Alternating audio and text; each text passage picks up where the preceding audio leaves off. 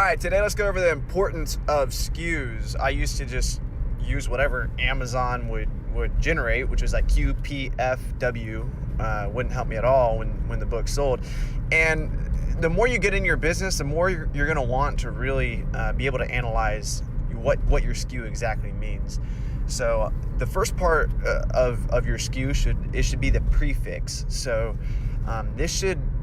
any type of seasonal product, you need to have a different prefix for. And as you can see, this is TXT, that's for textbook. So I plan on selling this in January or August during the good textbook seasons. Now, keep in mind that there's other seasonal products like Q4 products. So whatever that is, enter that first, because that's going to influence how you're repricing. And you can, even if you're running scripts to reprice, or if you're using a repricer, or if you're manually doing it, what you can do is you can tell the robots, watch out for TXT, and it won't touch it. So that's the most important thing. Everything else is kind of for myself. The next thing is Lindsay. That's the source I got it from. Shout out Lindsay. 1.5, that's how much I bought it for. I mean, obviously that's important to know if you're making a profit. G is for the condition I listed it in.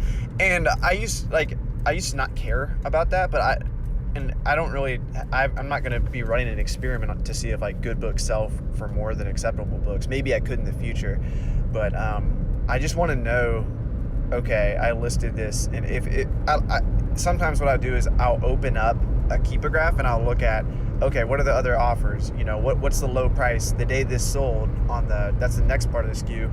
On January 2019, I don't even have the day, but if I did, I could go back and look at the exact day and be like, oh, okay, the low price at the time was, $95, and I sold it for, what did I sell it for? 110. But that's not part of the SKU. What I sold it for is not part of the SKU. What I sold it for is the unit price. But what I listed it for is part of the SKU. So this is also really important. You can see that $164.29 is what I listed this book for, and I sold it for $50 less. That's important. The numbers look great when you put them in Accelerlist or Inventory Lab, whatever you're using. I use Accelerlist. It looks great when it says 14,000 profit for your haul, but at the end of the day, all that really matters is what did it actually sell for. Sometimes I sell it for more than what I thought I was going to. Sometimes I sell it for less. But that 164, that last part of the SKU, that tells what I wanted to sell it for initially. The very last part of the SKU, it doesn't really hold any value anymore. But previously, when I was listing 300 books at once, all in one box, not all in one box, that'd be impressive, all in one shipment, I would just use the same SKU. So this sucks. Amazon will jumble all of my SKUs up because TXT Lindsay dash 1.5. The 1.5, if the source changes, if any of these metrics change, it's gonna sort it alpha numerically. So it's gonna screw everything up. And the last part of the SKU is if, let's say my SKU was just Lindsay, that was it, Lindsay 001 through Lindsay 300, that would really be helpful in Seller Central when I'm printing 30 up sheets. That's the only reason why that exists. Accelerlist actually added that because I pinged them. So that's another reason to use Accelerlist. They actually listen to you.